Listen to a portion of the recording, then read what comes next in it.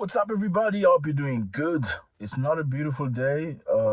Electricity is off, the power is off, so I have very little power here. I need to show you something, but I'm very afraid that I might not even be able to achieve it. Okay, so this is my eye. Don't get put off. This is medication. Yeah, I'll just put something, to make it better because it's not okay. My eye is not okay. Okay, so don't get put off. We family, I'm good. It's just medication. It's just medicine. Okay. First of all, thank you for watching us all over the world. Very much appreciated. I see you from South Africa, Uganda, Zimbabwe, Namibia, Nigeria, Ghana, everywhere. Thank you. We're gonna start by doing this. It's gonna push our video further. And if you're not subscribed, your first time, please feel free.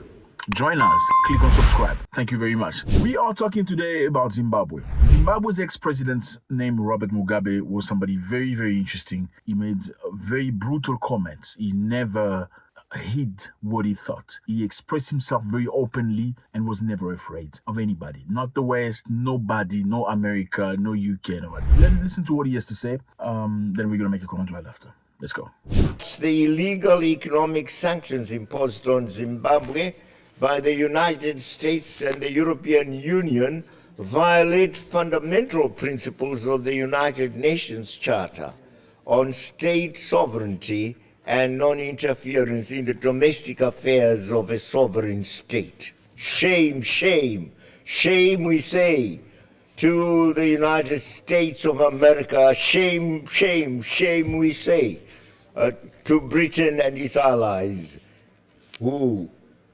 have continued to impose sanctions, illegal sanctions upon our people. Zimbabwe is for Zimbabweans. Look at the people of Britain walking out the room and the USA. They packed their stuff and they left the room. President Mugabe, may peace be with him, was a man that was very strong. Not perfect human being, but was not lacked at all because of his stance and his position. The country Zimbabwe was sanctioned. Why? Because Robert Mugabe, when he came into power, he found Zimbabwe completely owned by Europeans, British descendants that occupied most of the land of Zimbabwe. They were farmers, they were in metals, in mining, many other activities. So the British, or the descendants of the British, owned most of the land in Zimbabwe, while Zimbabweans were just consumers. These British were farmers and many other things. When President Mugabe came into power after colonialism, he said, we're going to do land reform. That means we're going to give some of the land to the Zimbabweans. Okay, so the Zimbabweans will be able to farm as well and produce and sell so they can grow the activity and the businesses in the country. Unfortunately, many Europeans did not like that. They didn't like the fact that Mugabe wanted to propulse, to push his people to move forward, to give them land. Because, how can you say you have a country if you have no land? If the land don't belong to you, do you really have a country? You don't have a country. And the Western nations were very angry seeing President Mugabe kicking out of land or taking the lands back from European descendants, colonialist descendants who took the land. They even asked him questions saying, why do you take the land by force? Why don't you buy the land from these people? And he said, why should I buy the land if they took the land by force? Did they buy the land by the time they came? They did not. So why should I buy the land now? It's our land. The US and the UK and many other nations that follow them sanctioned Zimbabwe. Or Zimbabwe was unable to commerce, to exchange, to buy and sell things from other countries, to get contracts, to bring investors. So the country stole. Unfortunately, many of the Zimbabwean people that they gave the land at the time to farm, many were not very educated in terms of how to run the land. So they worked with the land, produced the good, but unfortunately, many did not know how to reinvest in the land. That fact, addition to the fact that Zimbabwe was sanctioned, Zimbabwe could not move forward, and therefore driving many Zimbabweans out of the country. President Mugabe was the most educated president in the world, with 5 university degrees. Yes, he was very clever, but they tried to make him sound like a fool. So he said, shame, shame, shame, we say, to the United States and the UK for illegal sanctions on the people of Zimbabwe. Are you punishing me as a president by sanctioning us, or are you punishing the people of Zimbabwe? I am a president. I have a lot of money. I have access to resources. But imposing sanction, are you sanctioning me, or are you sanctioning the normal Zimbabwean who doesn't have bread, doesn't have water, and stuff like that? Be honest with yourself. Let's listen here to another interview of Mr. Mugabe. Let's go. Do you consider... Pure and simple. And everybody believes that? Yes, all people believe it. So do you consider white Zimbabweans to be Zimbabweans? Those who are naturalized and have citizenship Yes. Those who've been living there for years and years and years? But historically, Right. historically, The people who've they been have a debt. contributing Historically, they have a debt. to farming. Historically, they have a debt to pay. Yes, the land, they occupied the land illegally. They seized the land from our people. Look. And therefore, the process of reform, land reform, involved their having to hand over the land. But Taking the land is very easy. Taking the land by force is very easy.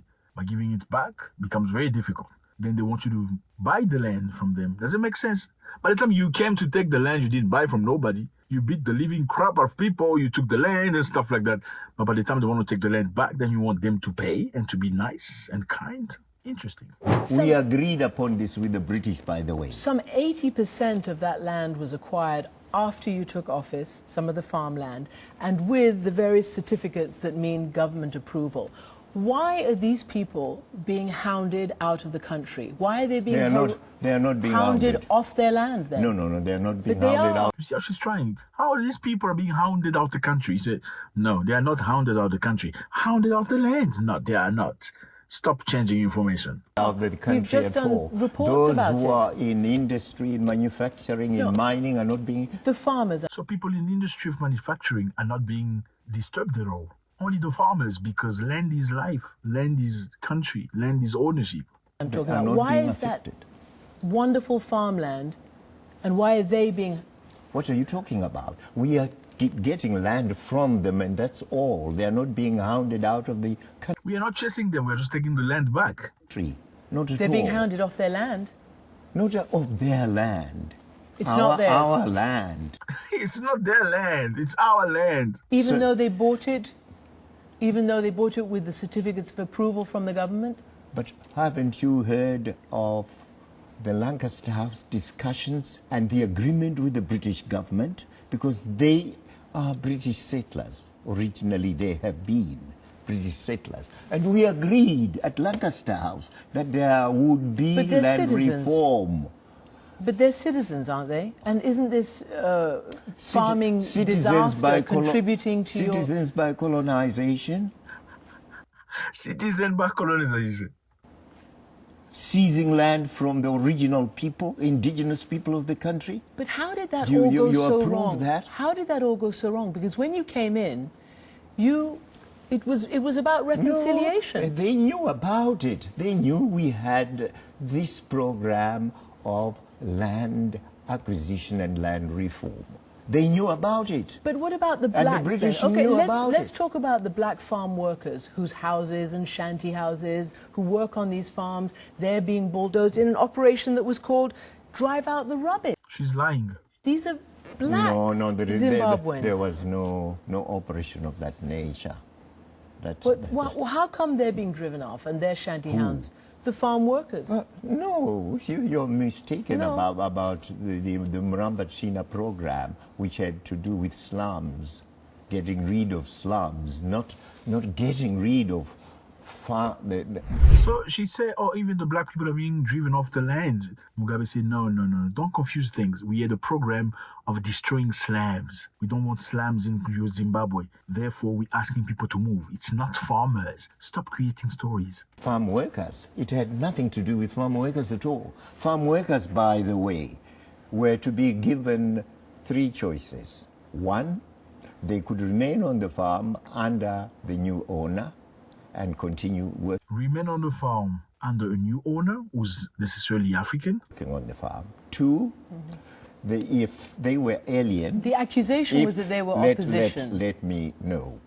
If they were alien, and most of them were from Mozambique and Zambia, Some of the white people were from Mozambique and from Zambia working in Zimbabwe. they could choose to go home, in which case we would discuss the package that In which case, we will give them money to go back to Zambia or Namibia, wherever they came from. that they deserved. Three, they could decide to leave the farm and go elsewhere. Interesting. Let's move to the next one. So here again, they're trying to push Mr. Mugabe into believing he's an evil power. He's somebody that's racist and doesn't want other people to be fine. forgetting history. I mean, you're talking about people being driven off a land that they acquired completely illegally. I mean, doesn't make any sense. Doesn't make sense. Listen to him here again talk about Security Council. Security Council is these 5 countries in the United Nations that hold all the power over everybody else. So they can do anything. You can't do what they can do. So Mugabe said it doesn't make sense that we come here every year, year in and year out, to listen to you talk, to listen to you people make your speeches on how you want the world to be and how you want us to follow you in your dreams. In the meantime, we as Africans have no representation on the Security Council. Why is that? Who are we to you? Listen to this. We are supposed to be free and independent, Mr. Ban Ki-moon.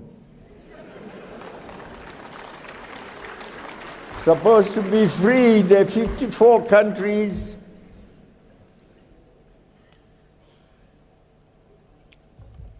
We come to the United Nations, it's ceremonial. Every year, September, we are there. We pay lots of money to go there. And to the General Assembly, we make speeches, we go back home, year in, year out.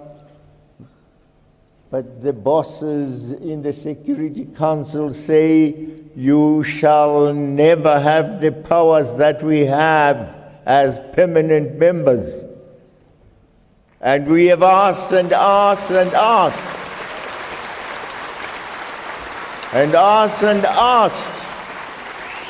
Reform the Security Council. Look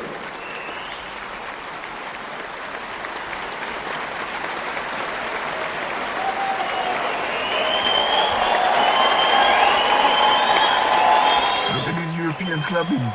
They have to club. He's telling the truth. I want to tell you, Mr. Ban Ki-moon, you are a good man. You are a good man. And he's got a sense of humor as well. But of course, we can't make you a fighter. That's not what your mission was. We will fight a fight for our own identity, for our own integrity and personality as Africans. We are Africans. May peace be with him, Robert Mugabe. He was never a perfect person, but when it came to certain subject, he knew exactly what to say, and he feared nothing, absolutely nothing. Let me know how you feel about this. How does this help us move forward? What does this remind you of? What is the future of Africa? How can Africa move forward, erasing completely the dirt and the wounds of colonialism? God bless.